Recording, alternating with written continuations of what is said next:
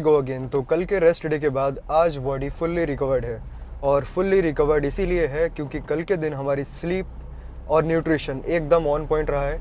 और nutrition on point से ज़्यादा ही रहा है। ऑन पॉइंट से ज़्यादा मतलब हमने एक्सेस कैलोरीज कल कंज्यूम करी। बॉडी की रिक्वायरमेंट थी तो उसे फुलफ़िल करना ज़रूरी था। I was literally feeling more fatigued than ever, क्योंकि after training 6 days back to back with high intensity of course fatigue तो बिल्डअप हो गई। तो जो डे 1 मंडे से लेकर सैटरडे तक थोड़ा थोड़ा फटीग होता है वो कंपाउंड होता रहता है। और क्योंकि हमें सिर्फ एक ही दिन मिलता है संडे रेस्ट करने के लिए, तो हमारा मेन टारगेट यही होता है कि जो पूरे वीक का हमने फटीग एक्यूमुलेट करा है उससे प्रॉपर रिकवरी हो। तो इसीलिए पर्सनली मेरी हमेशा से यही अप्रोच रही है, जो भी हमारा एक rest day so called recovery day होता है, चाहे वो बल्किंग फेज़ में हो या फिर सो कॉल्ड कटिंग फेज़ में हो, तो मैं अपने रेस्ट वाले दिन ज़्यादा ही कैलोरीज कंज्यूम करता हूँ अपने जो भी हमारा डेली टारगेट रहता है। So if I talk about other people, हर किसी की अपनी एक डिफरेंट अप्रोच होती है। लेकिन अगर मैं ज़्यादातर लोगों की बात करूँ तो उनकी अप्रोच कुछ ऐसी लगती है, जो उनके नॉन ट्रेनिंग डेज होते हैं वो अपना कैलोरीज कंजप्शन उस दिन और ज़्यादा कम रखते हैं, और उनका सोचना भी एकदम सही है। So I completely agree with that, क्योंकि उनका जो भी थॉट प्रोसेस वर्क करता है वो ऐसे ही रहता है। क्योंकि जिस दिन हम ट्रेनिंग नहीं कर रहे हैं, so we don't need that amount of carbs और टोटल कैलोरीज। तो ये तरीका भी सही है, लेकिन पर्सनली जो चीज़ मेरे लिए वर्क करती है वो इसका बिल्कुल अपोजिट है।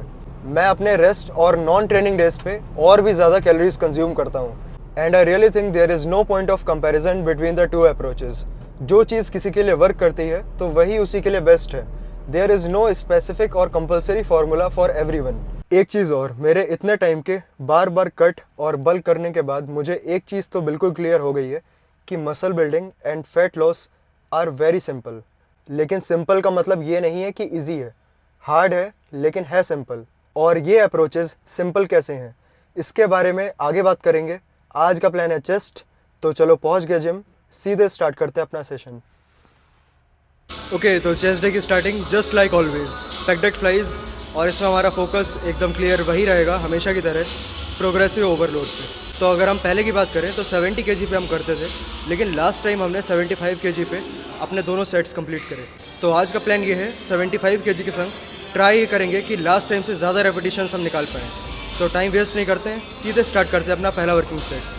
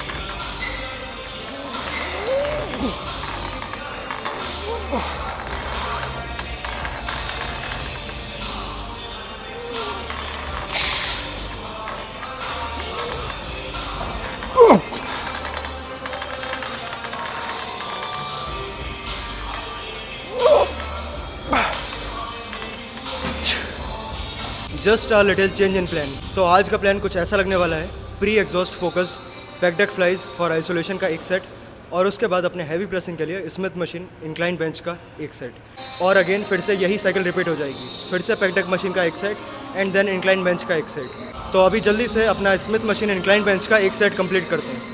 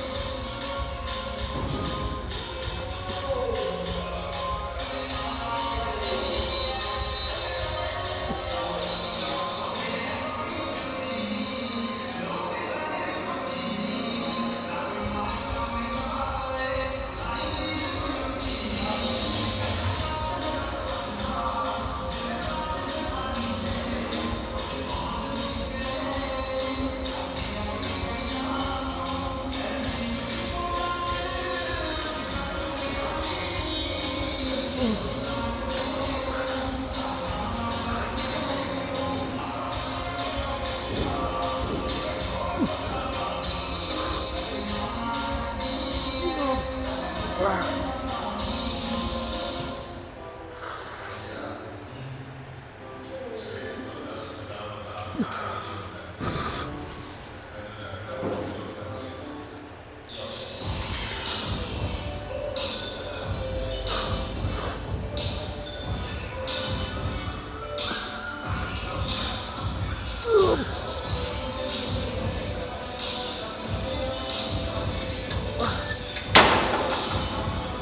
this is second and last working set for pec deck flies. Let's make sure this has to be the absolute one. तो टाइम वेस्ट नहीं करते हैं, फिनिश करते हैं अपना पेक डेक फ्लाइज का सेकंड वर्किंग सेट और इसके बाद फिर से जल्दी से चलते हैं इंक्लाइन स्मिथ मशीन बेंच के लिए, क्योंकि उसका भी एक वर्किंग सेट इसके बाद बचता है and that will be the end of the workout.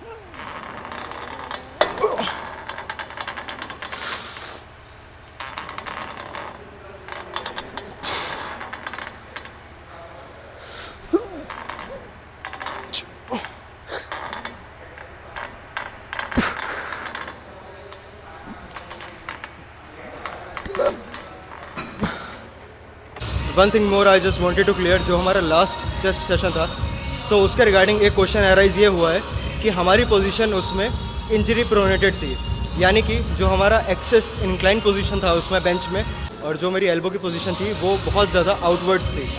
Yes I know that जो हमारी सेफ पोजीशन होती है शोल्डर जॉइंट के लिए उसमें हम स्लाइटली अपनी एल्बो को इन्वर्ट्स रखते हैं. तो उसमें मैंने अनसेफ पोजीशन क्यों यूज़ करी? पहली बात, वो मेरे लिए अनसेफ पोजीशन नहीं थी, क्योंकि अगर तुम एल्बोज को फ्लेयर आउट करते हो there is a little bit chance of shoulder joint external rotation. लेकिन ये चीज़ ज़्यादातर डिपेंड करती है तुम्हारे स्कैपुला पे. अगर तुम्हारा स्कैपुला पीछे से रिट्रैक्ट है, अगर तुम बैक को एकदम पूरा स्क्वीज़ करके और अगर अपने एल्बो को फ्लेयर आउट करते हो तो तुम्हें एक मैक्सिमम स्ट्रेच की फीलिंग मिलेगी अपने अपर चेस्ट पे. लेकिन एक चीज़ का हमेशा ध्यान रखते हुए तुम उस मूवमेंट में बहुत ज़्यादा हैवी नहीं जा सकते हो. और क्योंकि जो मैंने लास्ट मूवमेंट करा था इंक्लाइन डंबल प्रेसेस वाला, उसमें मेरी एल्बोज फ्लेयर आउट कर तो रही थी लेकिन वो बहुत ज़्यादा हैवी मूवमेंट नहीं था. और क्योंकि मेरे स्कैपुला की पोजीशन एकदम परफेक्ट थी so there were least chances of injury. I hope that clears that. Now let's just finish fast our last working set for chest today.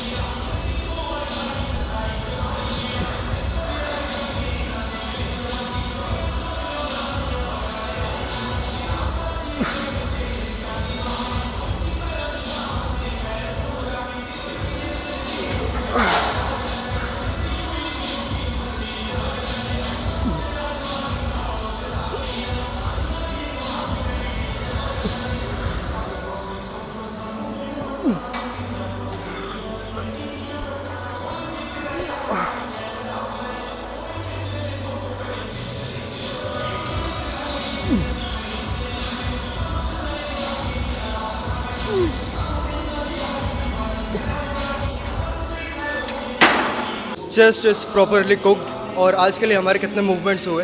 सिर्फ 2. सबसे पहले पेक डेक मशीन का एक वर्किंग सेट.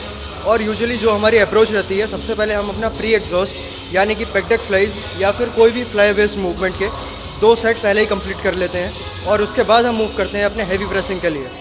लेकिन आज के लिए हमारी थोड़ी सी डिफरेंट अप्रोच ये थी कि हमने सबसे पहले एक सेट अपने फ्लाई बेस्ड मूवमेंट का कंप्लीट करा और उसके बाद डायरेक्टली हमने पहला सेट अपने प्रेसिंग मूवमेंट का भी कंप्लीट करा और उसके बाद फिर से यही साइकिल रिपीट हो गई.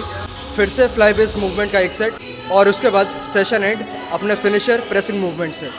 लेकिन टोटल ट्रेनिंग वॉल्यूम में कोई भी चेंज नहीं, वही 4 वर्किंग सेट्स रहे और हमारा पूरा वर्कआउट खत्म हुआ 25 मिनट्स के अंदर. So this is the beauty of high intensity and low volume training. You don't have to spend too much time in gym. तो देखते हैं हमारा आज का जैसा भी इंटेंस सेशन था उसका चेस्ट पे इम्पैक्ट क्या है. तो टाइम वेस्ट नहीं करते हैं, रिवील करते हैं पंप और देखते हैं कि चेस्ट में क्या इम्प्रूवमेंट है और क्या इम्प्रूवमेंट की ज़रूरत है।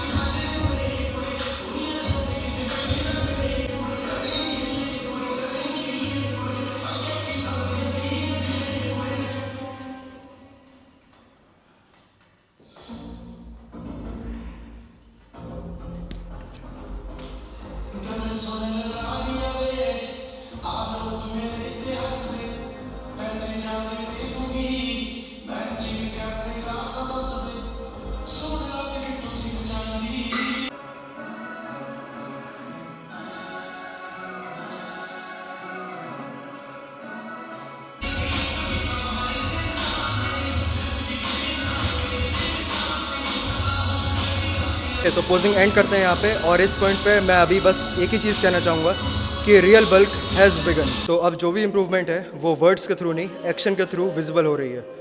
तो एंड करते हैं यहाँ पे और बाकी बातें सीधे कंटिन्यू करते हैं कार में। तो इस टाइप की ट्रेनिंग की सबसे अच्छी बात यही है कि इसमें बहुत ज़्यादा टाइम की रिक्वायरमेंट नहीं पड़ती है। सिर्फ और सिर्फ अगर चाहिए तो 30 minutes are more than enough. तो अगर हम सिर्फ और सिर्फ आधा घंटा दे सकते हैं, और अगर 6 डेज अ वीक की भी बात करें तो ये टोटल बनते हैं 3 hours per week. Any single person can give at least 30 minutes per day. और ये तो बिल्कुल भी इम्पोर्टेंट नहीं है कि हर किसी को 6 डेज अ वीक या 7 डेज अ वीक ट्रेन करना है। ये सिर्फ और सिर्फ डिपेंड करता है अपने पर्सनल प्रेफरेंस पे। अगर किसी को ये चीज़ जाननी होती है कि हमें पर डे कितनी देर ट्रेनिंग करनी होती है, तो ये सिर्फ और सिर्फ डिपेंड करता है कि how fast someone could recover.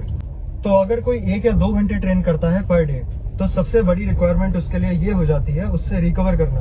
और अगर रिकवरी ऑन पॉइंट रहती है तो उसमें कोई भी गलत अप्रोच नहीं है कि 1 या 2 घंटे हम ट्रेनिंग नहीं कर सकते हैं। लेकिन one thing to always remember, approach कोई भी हो, हाई इंटेंसिटी या हाई वॉल्यूम, अगर उससे रिकवरी नहीं हो रही है, so there is no point of training. So let's get back to our topic. Earlier I said कि मसल बिल्डिंग और फैट लॉस बहुत ही सिंपल चीज है। तो सिंपली मसल बिल्डिंग के लिए हमें क्या चीज चाहिए? एक तो प्रॉपर ट्रेनिंग, और दूसरी चीज प्रॉपर रिकवरी। और अगर न्यूट्रिशन की बात करें तो यस ऑफ कोर्स उसमें कैलोरिक सरप्लस की रिक्वायरमेंट रहती है। तो बस इतना ही सिंपल रहता है मसल बिल्डिंग का फेज। और अगर बात करें फैट लॉस की, तो इसमें कोई भी चीज चेंज नहीं होती है। अगर कोई एक चीज चेंज होती है तो वो है न्यूट्रिशन। बस कैलोरिक सरप्लस की जगह हमें कैलोरिक डेफिसिट में जाना होता है। बाकी ट्रेनिंग वैसी ही रहती है, रिकवरी इसमें भी ऑन पॉइंट ही चाहिए। So I think that's all for today. मिलते हैं कल के नेक्स्ट सेशन में।